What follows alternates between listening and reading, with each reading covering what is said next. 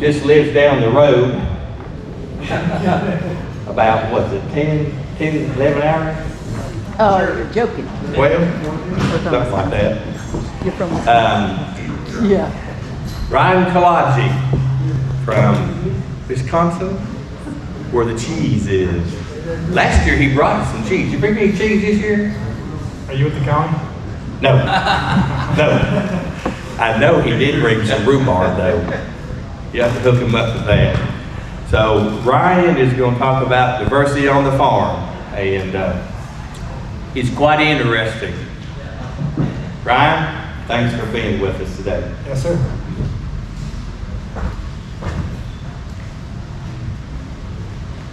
All right, so I don't have a bunch of jokes. So that's me there in the red, and this guy here, he didn't see it coming. But on the black belts and 3 different things, but he still didn't see it coming. That's because he wasn't diversified. All right. So this is serious, that you need to be diversified on your farm, or else you're not going to see it coming. All right. I'm going to read a little bit here because I've got notes. We were young and ambitious once, and we didn't understand how to make long-term goals, and a lot of our first projects had the go big or go home mentality, the all in or nothing, okay? Now we understand that it's very important to start out slowly and diversified so that you can roll with the punches. You can make moves with your projects, with your farm, with your business as you're dealing with different market concerns. I just shipped a bunch of hogs. I got 40 cents a pound for them. Last year I shipped a bunch of hogs. I got 90 cents a pound for them. All right? Corn is going to be cheaper going forward than it was. I'm glad that I unloaded the hogs that I did. And what did I do? I didn't take that money and roll it back into hogs. I diversified my farm portfolio. So I'm sure a lot of people here know about diversified investment portfolios.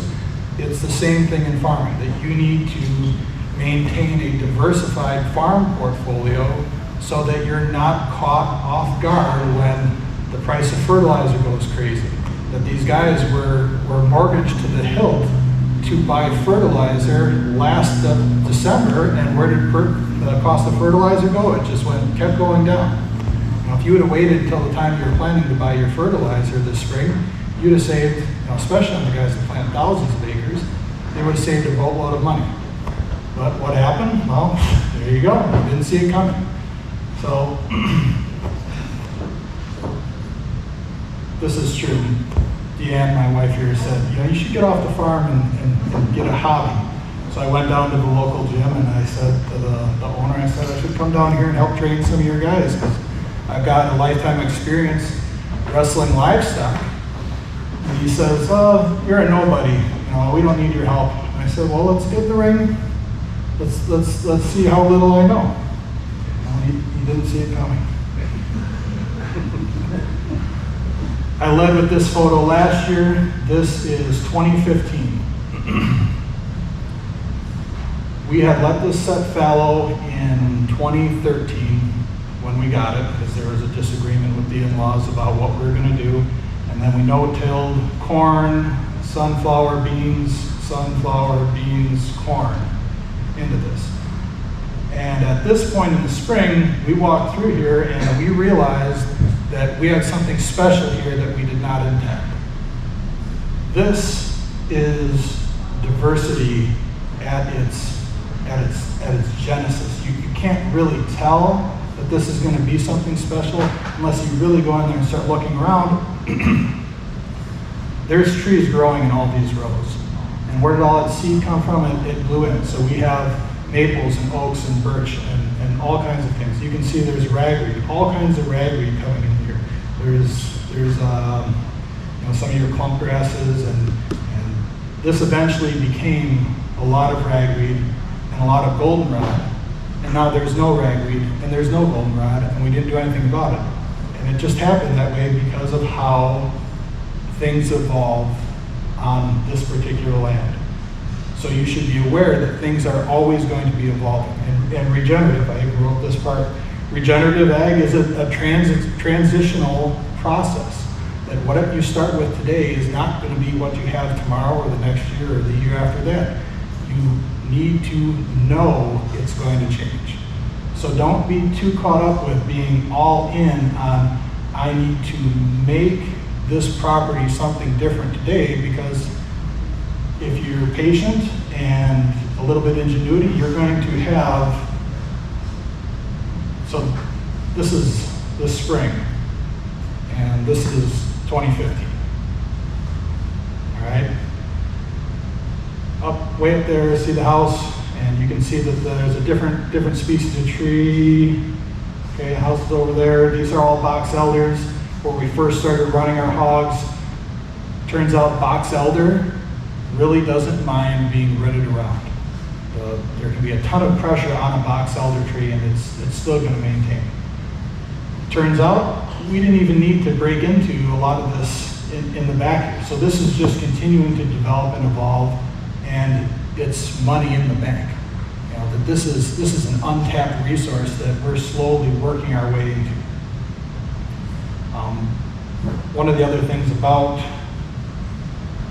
this is, when it was still kind of virgin, I went with the bulldozer and I cut some paths in here, knowing that I'd eventually want to put fence lines in there to break these paddocks up.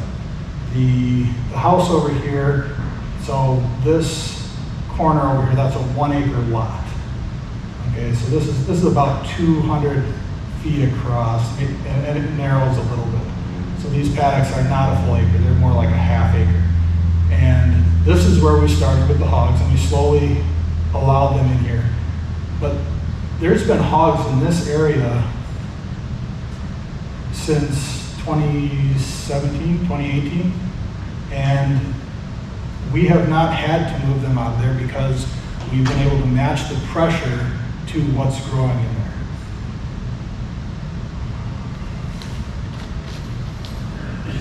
So one of the goals of our farm has been to create as much native habitat as possible and still maintain some sort of profitable business model.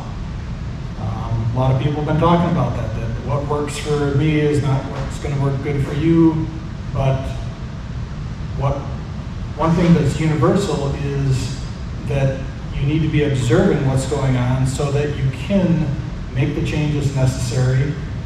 And so here we were planting rhubarb. This is 2016, and you can see that, you know, these are trees growing in here with that'd be goldenrod and some ragweed and stuff like that. We did not know that this was going to be the right way to plant rhubarb. The rhubarb is actually planted here. It's not planted in the mounds of mulch. The mounds of mulch are just there so that it's going to keep the weeds down. Turns out in our sandyish soil that having micro swales for everything is how you want to manage your water.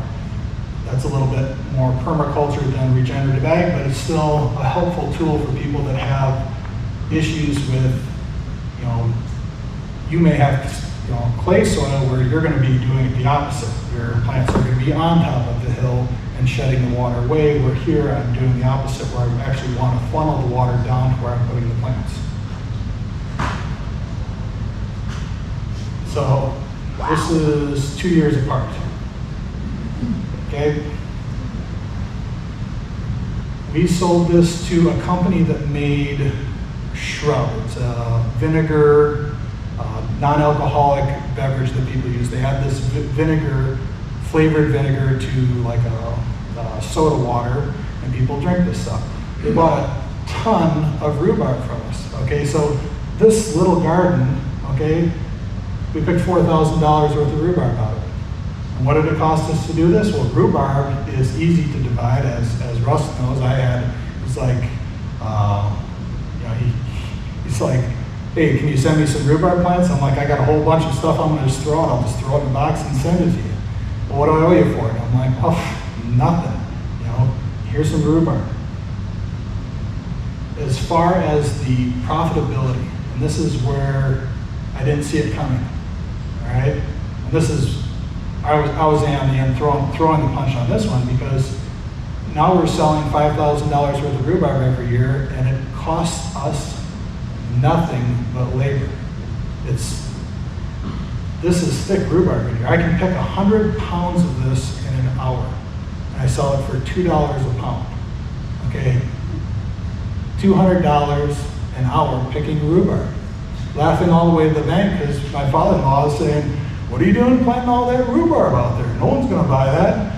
Well, turns out there's a lot of people that like rhubarb that don't have the ability to pick their own rhubarb, or possibly they don't have access to where it's growing.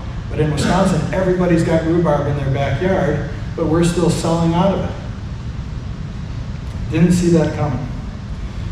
All right.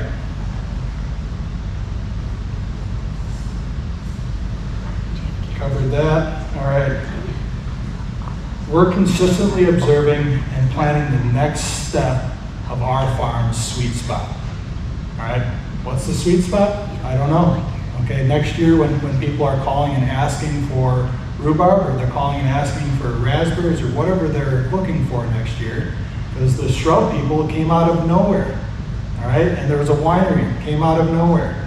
We found a distribution just down the road from us that said, we will take all the rhubarb that you can pick early spring. And I laughed and I'm like, all right, well, we're gonna find out next year. I'm gonna bring you guys by the pallet. But it must be palletized, it must be bundled in 1 pound packages, and it must be in waxed boxes in 30 pounds each. All right, well, that's a lot of messing around. It's not just as simple as picking it out of the garden, so maybe I've doubled my labor inputs, and I have some other inputs with the boxes and all that stuff. Maybe I have to hire my wife in her off hours to help me bundle it. But now we have possibly an unlimited source where they're going to take this. It's called Wisconsin Food Hub, and they help other small farmers distribute their products to grocers and stuff like that. You'd be surprised how many grocers or distribution centers will take palletized goods. As long as you are bringing to them how they can redistribute it, they'll take this stuff. All right, didn't see that one coming either. We have a lot different opportunities now than we did 20 years ago. 20 years ago, we didn't know which way to turn. We were barking up the wrong tree. I mean, we thought we wanted to do a bunch of things. You know, this is further on here, but I'll get to it right now. You get that seed catalog in the spring. You open up the seed catalog and it's, oh, I want to plant this, I want to plant that. You need to stay disciplined to make sure that when you're out there growing stuff, that you're not just, well, let's not go there because people are going to look at the baby pigs. All right. Don't get too carried away with your seed catalog and growing a ton of different things. Be disciplined on growing things that not only grow well in your soil, grow well in your area, but also you have a market for it. All right, this is a little over ambitious to start a little rhubarb patch here, but without having planted this much, I would not have the ability to produce a ton of rhubarb just to get in the door where the opportunity is. So sometimes you gotta step outside and you gotta take a little risk.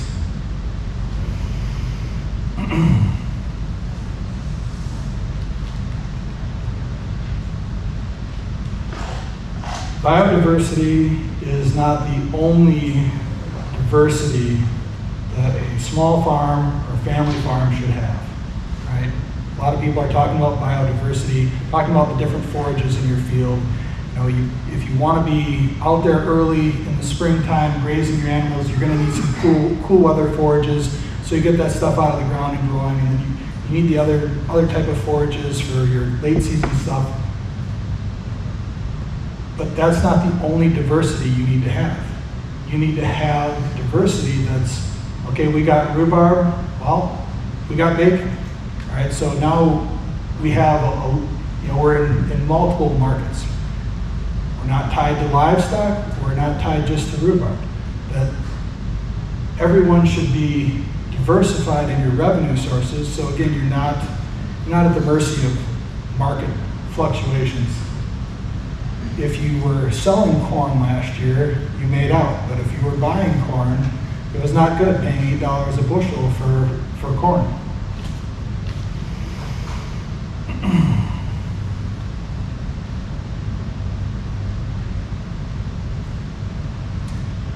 So we've all heard the saying, don't put all your eggs in one basket. This is the same line of thinking, that if you saw the price of eggs go up last year and you doubled the size of your flock, and now all of a sudden eggs are $1 a dozen, well, if you bought a bunch of chicks, by the time they're laying, the price of eggs had already come back down. So that didn't make any sense to do that. The price of eggs were up, everyone was looking for hens. What should you have done? Sell your flock of hens. Get out of eggs completely. Let someone else take the fall when the market comes down. All right? This is that same field. So this area has had pigs on it continuously for 7 years. And Russ was asking earlier about how to get pigs to stop rooting. Well, and don't hold me to this, the more you move pigs, the more you're teaching them to root. I want the fresh ground. I want the fresh ground. And what's his name, Matt? Is that what it is? Who was up here first when I walked in here? Where was he? The gentleman with the other hogs. He was saying about, what's that? Nick. Oh, sorry. That pigs are going to root. They're going to be after. If you're providing them a treat, they're always going to be looking for a treat. Well, on this area, it's been beat enough that they're really not interested in turning that soil over. They come out here, they graze, and they're just happy to be in a pig paradise. I call this a pig paradise because I consider this, I could just go out there and just sit. Deanne wants to come to help with chores. What does she do? I put the feed down, all the piggies run up to her, and she's like, oh, piggies, and it's just such a wonderful feeling to have started here and now be here. Because this is everything. You can't see it, but there's all kinds of nests of birds. Talking about ducks eating bugs and using birds to control insects. I can go out here in the middle of summer and they're farrowing. There is no fly strike. I'm not having to deal with biting flies ever. There are flies, obviously, it's a farm, but I don't have this overwhelming problem of insects. Diversify. All right, sell a bunch of sows, buy a sawmill. All right. No joke. Where's my sawmill right now? It's being rented out. All right, we keep this thing rented out. $500 a week. And what do? I go set it up, show the guy how to run it. They pay for the blades. I mean, this is the best paying job I've ever had, so I don't have to do anything. Right? Yeah, well, some idiots like to drop stuff on there and bend the rails, but I'm pretty handy, so we straighten it out.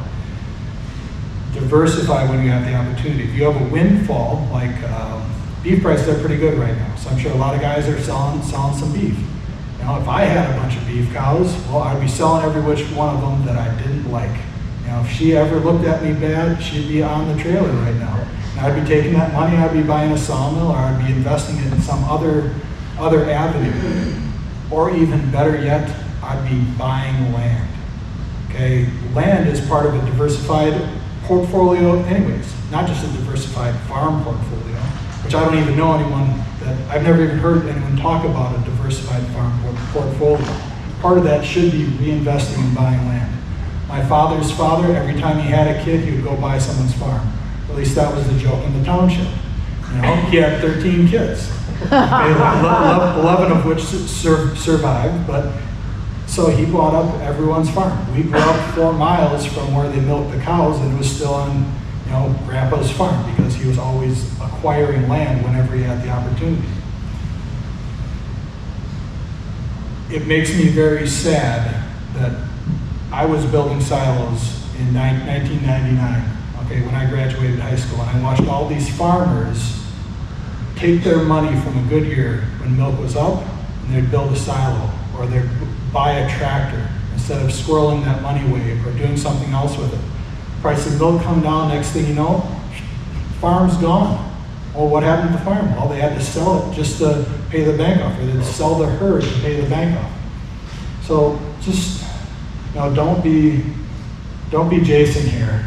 Don't be loudmouth Jason here, saying, picking a fight with everyone when you don't really know what's going to happen in the future. Here's another diversification. That is a semi-load of sawdust. What you doing paying $1,000 for a semi-load of sawdust? Wow. I mean, I have never picked raspberries like this in my life. And I thought for sure that this stuff would break down. I spread this, 4 or 5, maybe 6 inches thick over an area, suppress all the weeds. The raspberries are growing crazy. I thought I had messed up because the first couple of years after this, the raspberry plants were just growing so much. You're talking about the light that they need. Also, nutrients play an important part of fruiting. They had so much grow available to them that the plants didn't even want to fruit. They just wanted to explode everywhere. Well, all of a sudden they start producing fruit like this. And that's a little exaggerated because that's Deanne's hand and it's zoomed up. But Facts are facts.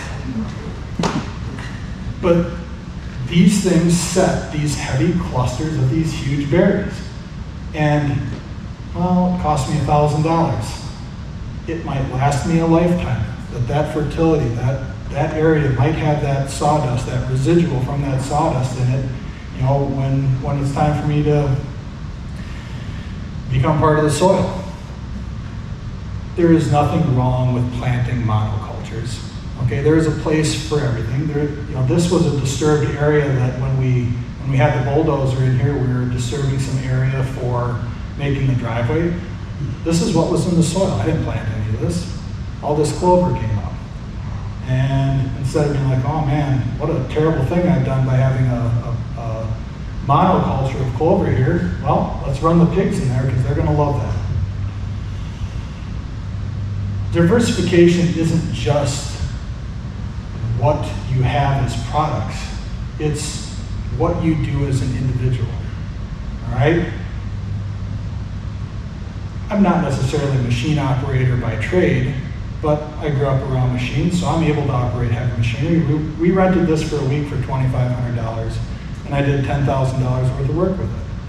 I also got the county to come out and tell me to stop doing what I was doing because I opened up too much land after they gave me permits to do, no joke, I mean, we had 5 people out before we put this driveway in, and then they're like, oh, you didn't have the right permits. I'm like, well, the Army Corps of Engineers was here, and they said I could.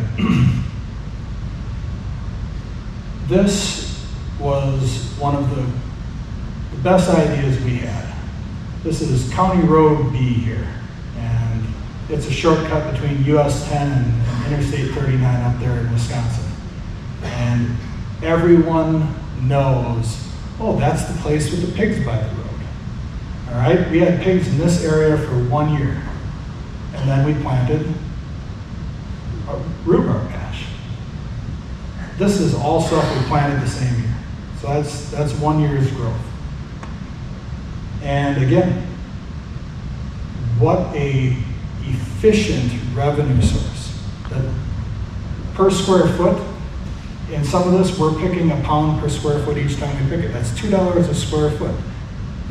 Multiplied across acres, a guy could be silly. In 2015, Theodore Pavelski died, all right? I grew up next to this guy. This guy was one of my mentors and the king of diversification.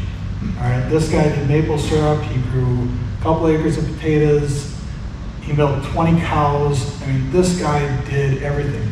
He had a backhoe. I mean, anyone that needed a hole dug, that's part of being diversified also. That if you got a piece of machinery, get out there, get it rented. And here he is on an oxygen tank out there telling his kids what to do. I mean, this guy here is, not that I want to be in his condition that he was there. 10 years prior, a round bale crushed him on his loader. And there he is, won't stop. More diversification. Not a good idea, all right, but we were trying. You know, I'm glad we didn't go all in and buy 100 of these stupid things, all right? You know, this is plenty enough to know that sheep is not, for the amount of inputs, amount of time input, that sheep are not going to be, these are registered Icelandics. Yeah, you might get $400 or $500 for one of them babies there, and they do throw triplets, so it's not a losing enterprise, but man, sheep are just a pain.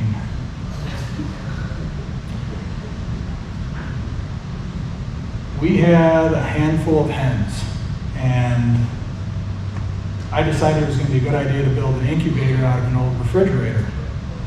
And then I just started buying fertile eggs, and we were hatching them by the hundreds.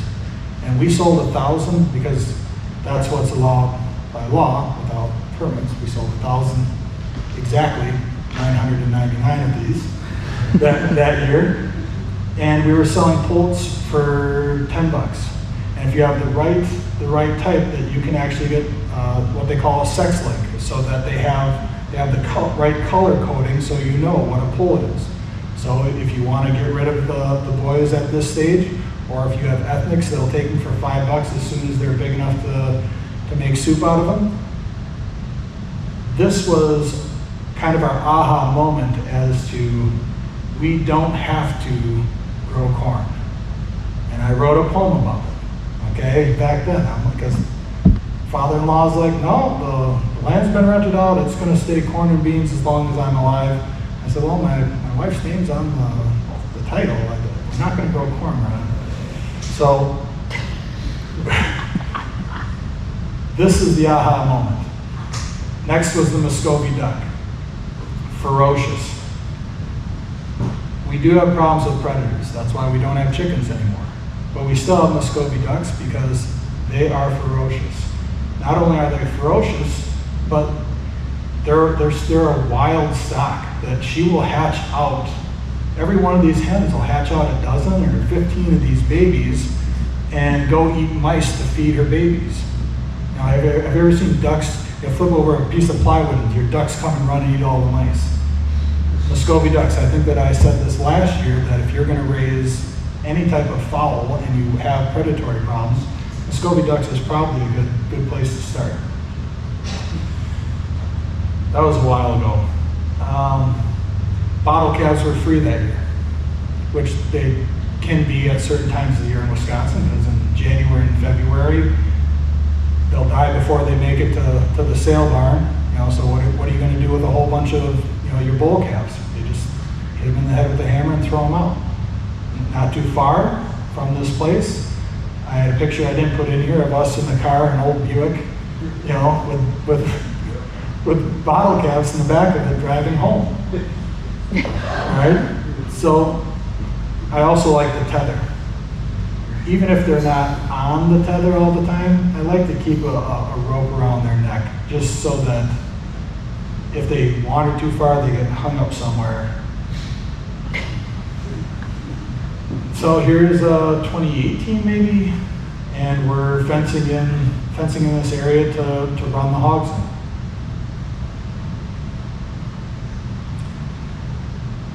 Being flexible to take advantage of opportunities. When the price of a cow goes up, you sell your cows. When they're going for $300, you're buying. You're down there every night with your trailer, and you're buying every single one of them. Because this cow here produced, she was milking 5 gallons a day on 2 good teats for 2 years. We bought this cow, I milked her for 2 years. Registered Jersey, we tried AI her a couple times, didn't take. And then we sold her for $1,000 worth of hamburger. That's called taking advantage of opportunity. That's being diversified right there, that you know when to take advantage of something. Well, there's a pile of rhubarb. That took me all day. I'm not as young as I once was, but I still can pick a pile of rhubarb. There's Ronald up there. Ronald's over there getting $15 an hour in cash. on rhubarb, he said that I wouldn't be able to sell. So, this was a picture I used last year. These are box elders with oysters. So now we got a hog pasture with a bunch of box elder trees that eventually we can use those trees if we want to turn back into crops. If we ever do find an opportunity to go back to a row crop that would be more our style, we can always cut these trees down, you know, inoculate them with mushrooms, and we've got that revenue source. Everyone's got to have pictures like this on their phone, you know, where you're out there and you're like, man, did that all come out of one pig? And it just goes to show you, just like, you know, there was a question earlier about how much grain and how much forage do these animals eat? Well, we don't withhold grain from our animals, from our pigs specifically, because pigs are monogastric, meaning they need a different type of forage than your cows or your goats. These sows still get 6-7 pounds of grain a day, and the more grain you feed them, the more forage they eat. If you withhold the grain, they don't have the energy to go out and forage as much. Or at least that's what we found. So, shiitakes. This picture's, I don't know, maybe 4 years old, and these logs are probably 4 years old, and we're still picking mushrooms off of these. These are bur oak, and like Russ said, that the red oaks, the bur oaks, the black oaks, that the bark peels off and they disintegrate, so you don't get the longevity as you do out of a white oak. And there is a flavor difference. That a white oak is I think it's a more mild flavored mushroom than a bur oak. My parents retired and moved to Hawaii and ended up managing a coffee farm. We went out there to visit them on their coffee farm, picked a bunch of coffee because they said, yeah, go ahead, pick some coffee. Well, they didn't know. Wrong son to tell that to. We picked a pile of coffee, took it down to the local mill, had this milled up, and the owner's like, where's your farm? Well, we don't have one. I ended up going back and working 8 weeks for this guy, all right? They were throwing out 5% of their crop because of this bean borer, which was poking holes, making the stuff float in their big processing. You know, they're processing 6,000-7,000 pounds of this a day, and they're just tossing it. It's a floater, it's gone, it's gone.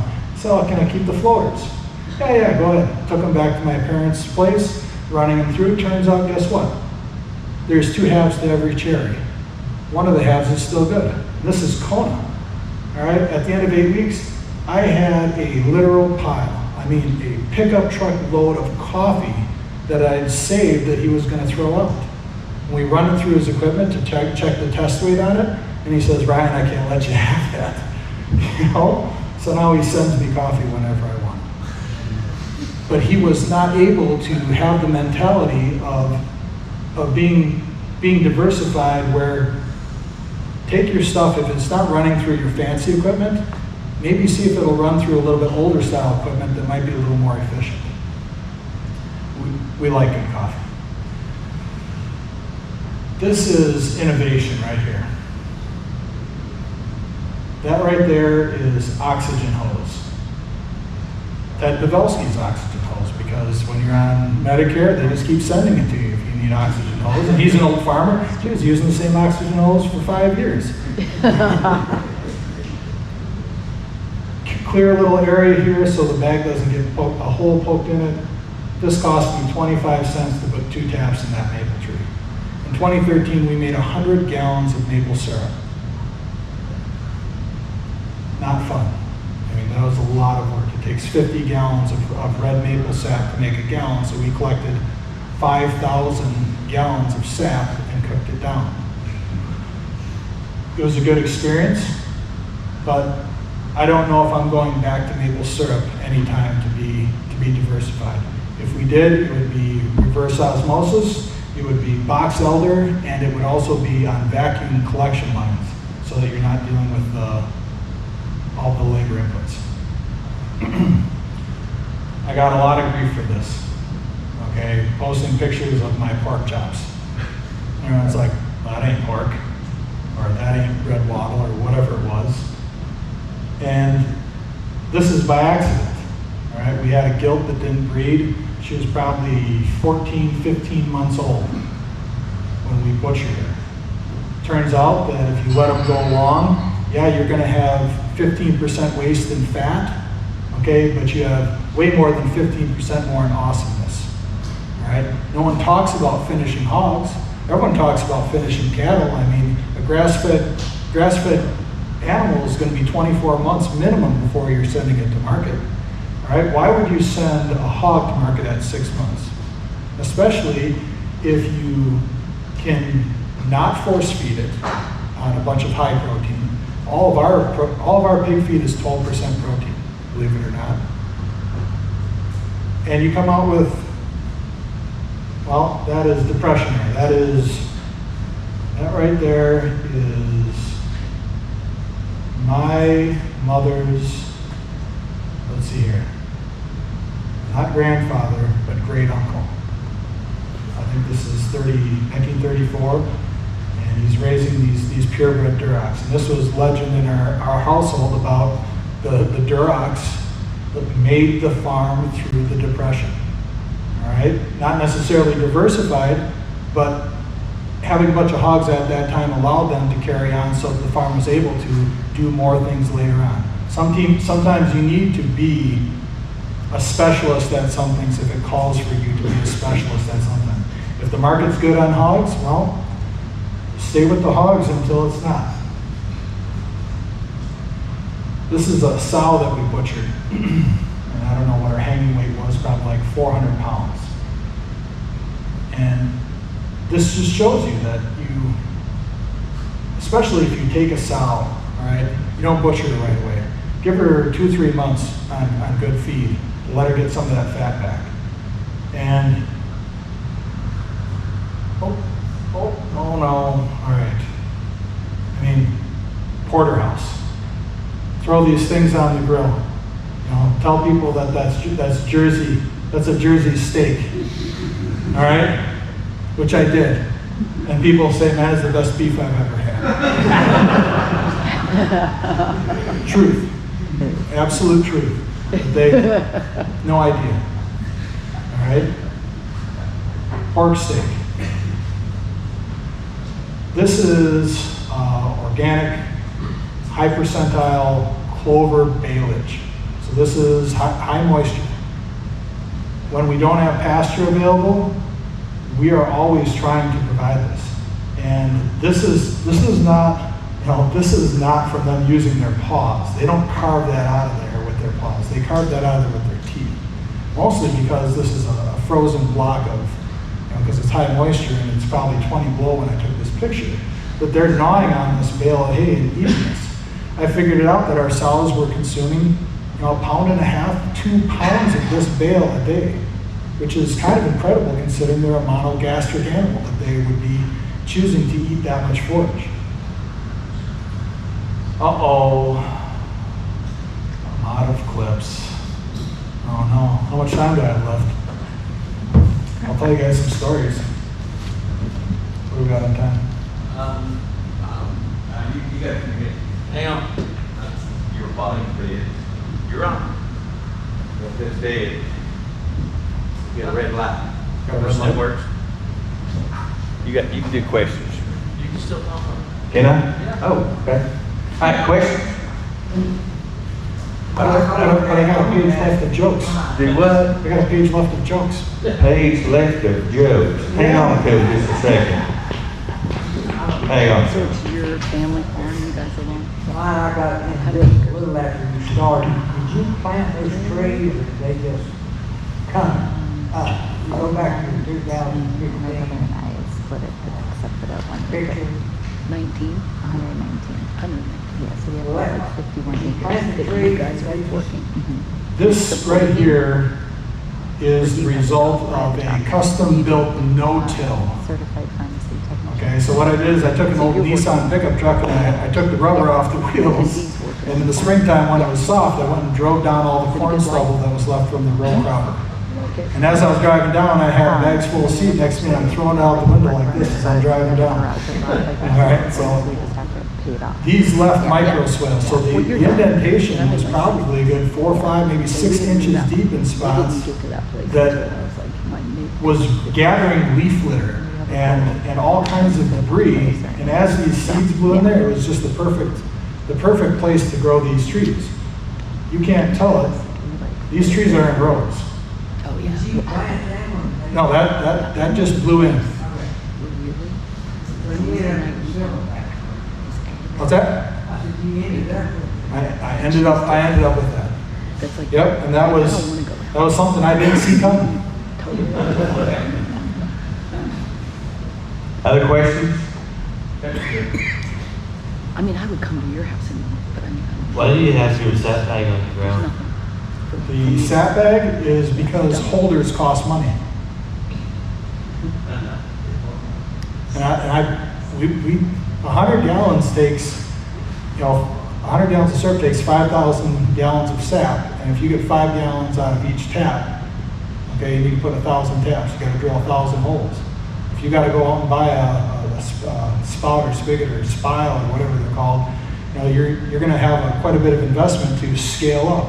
And what did I have? I had time on my hands that spring, and it was a good year. You can tell a good year is coming because you had plenty of rain the previous year, and that's being diversified. I didn't tap any trees last year. I knew it was going to be a terrible year to tap trees. I don't have a question, but I was going to give you an idea. Well, you may have already thought about it, but you have the sawmill, and you bought sawdust in the past. So now if you went to go get your sawmill from a customer that rented it from you, and they didn't want the sawdust, there's free sawdust for your strawberries. Yes. Or your raspberries. Sorry. Yes, that is a thing, that there's not just sawdust, but there's the slab wood, which is something that we've experimented with using just the whole slab wood as a like, instead of landscaping fabric, that you can tier your slab wood right down on top of weeds and smother it right out. So absolutely, a sawmill, if you have timber on your land, and that thing was $3,500 delivered to my door in a crate. I mean, not overly expensive. And when you're shopping for sawmills, don't go buy the expensive one. Don't buy the cheapest one, because you're going to buy the 20-inch wide log one, and you're going to have a 24-inch log, and you're saying, oh shoot, I should have got the 26. We should have got the 30, because that would open me up to being able to saw live edge stuff. Everyone wants live edge countertops. You need 30 inches to do that, which we can't. Next? Anybody else? All right, you got time for 2 jokes. 2 jokes? Yeah. Well, we tell a lot of people that your pigs need discipline, and they, well, what do you mean by that? Well, you got to crack them on the snout. And people get a lot of, they don't want to have to discipline their animals, but I tell them, man, I have never hit a hog harder than my dad hit me. Oh, God. Come on, that's funny. It's funny. Because it's true. All right, anything else? There is, we did bring maple syrup and raspberry syrup that we were going to, if anyone wanted to try some of the stuff that we got off the farm, but we're looking for little tiny cups. Turns out that Walmart and no one sells little tiny Dixie cups. Did you know that? How about waffles and the pancakes? For breakfast? Yeah. Are you guys doing breakfast? Yeah. All There you go. right. Hey, You're up. You're up. we'll come up with something. All right. All right, thanks, Ryan. No, I want the waffles and the pancakes. All right.